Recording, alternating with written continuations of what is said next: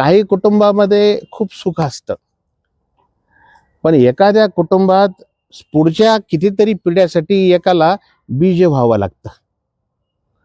आपल्याकडे बीज भाषण आहे, अजून बीजारोपण आहे, असे बीज शब्द, बीजांड आहे.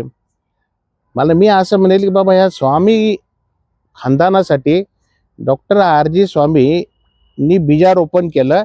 एखाद्या बियाला स्वतःला गाडून घ्यावं लागते, तेव्हाच ते झाड तयार होते आणि मग त्या झाडाच्या सावलीत फांद्यामध्ये बाकीच्या पुढच्या पिढ्या सुखानं नांदतात. तसं स्वामी डॉक्टरांनी स्वतःला एक बीजांडासारखं स्वतःला गाडून घेतलं, म्हणून आज त्यांची मुलं, सुना, नातू, आता हे पुढच्या पिढ्या दिसतात. त्यांची मैत्री आगाध आहे.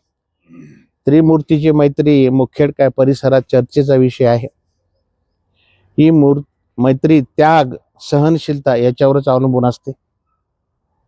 एकमेकाच्या सुख दुःखात काही लोक स्वतःला व्यक्त करत नाहीत आणि रिक्त होत नाहीत, त्यांना मग तणाव वाढत जातो. पण हे तिघे एकमेकासमोर व्यक्त होतात. सुखापेक्षा दुःख अधिक व्यक्त केलं तर हलकं होतं. ती मैत्री खूप अगाध आहे.